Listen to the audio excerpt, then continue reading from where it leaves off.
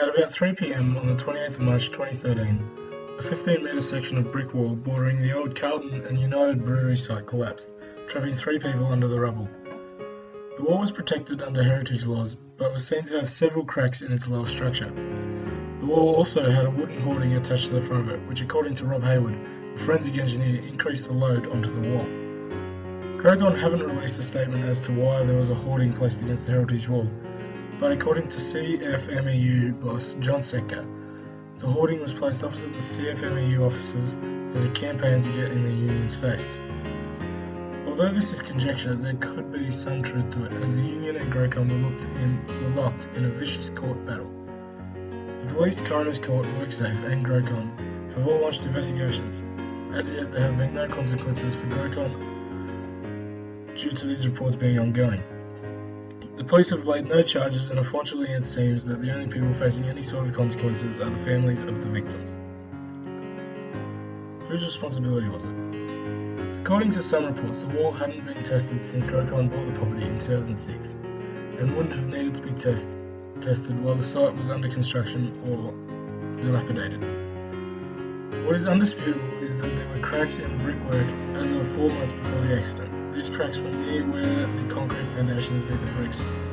Other cracks were found in the pillar supporting the main section of the wall. The hoarding, installed by Grocon, was found to not have a permit and as such hadn't been checked by an engineer.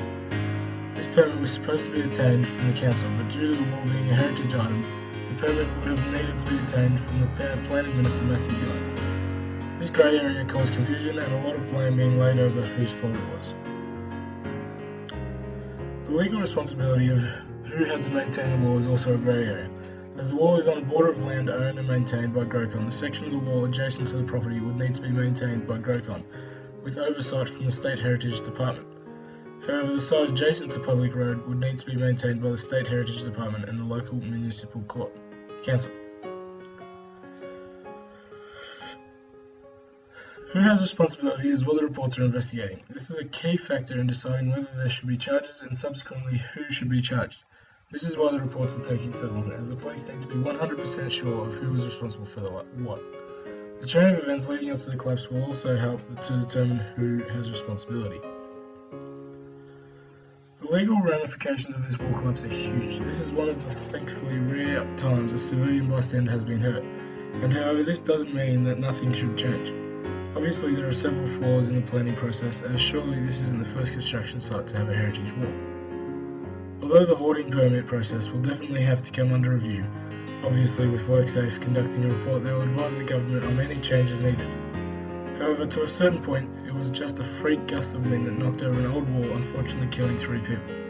This could have been avoided if the wall had been knocked down once construction on the site started. After all, the wall had to be brought down after the incident. At the end of the day, 3 people have died and no amount of law changes will bring these people back. However, law changes can prevent more accidents happening in the future. This is why WorkSafe and OHS are important parts of keeping Australia safe and healthy.